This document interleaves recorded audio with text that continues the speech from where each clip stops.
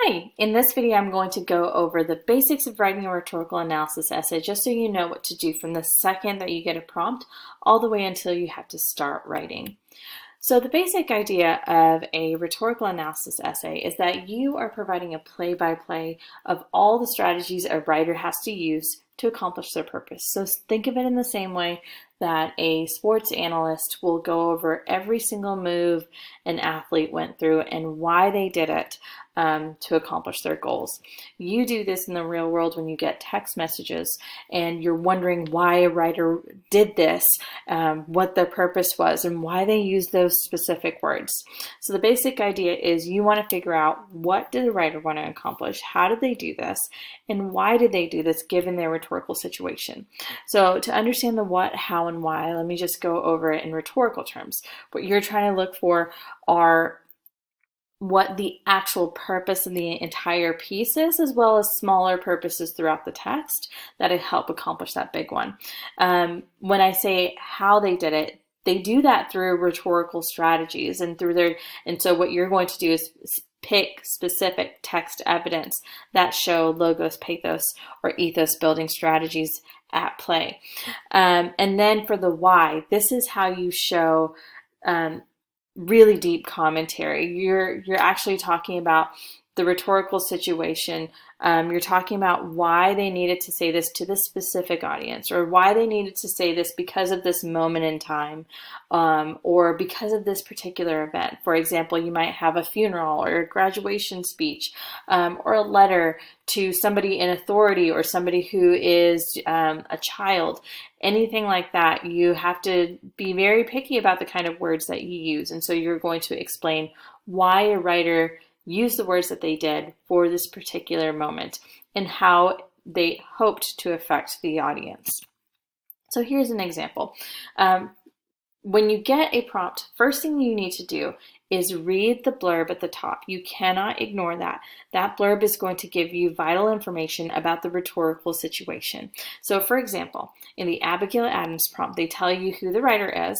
They tell you, very importantly, that she is writing to her son. And then they tell you some important stuff about his father that she actually references a little bit in her letter. And that's it.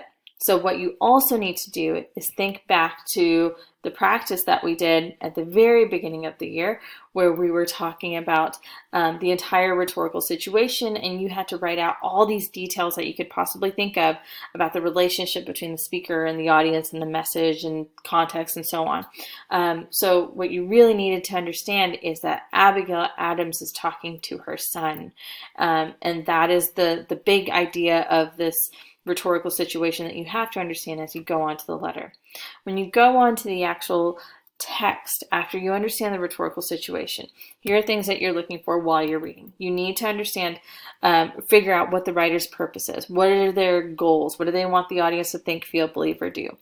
You're also looking for the rhetorical strategies that they use to accomplish this purpose. So they're going to be very picky about why they use certain words and phrases for their situation, for their audience, for their purpose. So look for those things. And you're also going to, while you're reading, look for shifts in the text.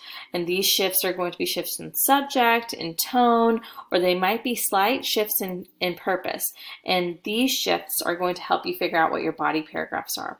Our best strategy for approaching a rhetorical analysis essay is for you to go in chronological order through the text. And the best way to figure out what your body paragraphs are is by chunking the text so that you are talking about one chunk at a time. So once you've done that, here's how you actually write. Your introduction does not need to be very long. Just a 2 to 3 sentence introduction is just fine. So you could do a very brief contextualization. Just say Abigail Adams is writing to her son who doesn't want to go on this trip. And then move into the thesis statement. So this is where you would give specific rhetorical strategies, and you would actually state what her real purpose for the letter is, or for the text at hand if you want something broad. Some of you are going to be tempted to write way too much in contextualization because you're used to that for your APUSH essay. You don't need to do that for the Lang essay. There is no contextualization point, remember, for the Lang essay. If you want to, you can write a short précis intro as long as you know that you can write it quickly. The intro does not matter that much on the Lang timed write, except for the thesis statement. The thesis statement matters, so make sure you have that and make sure that thesis statement is strong. Once you're done with that, the body paragraphs are what really matter for the rhetorical analysis essay. These are 7 sentences or more.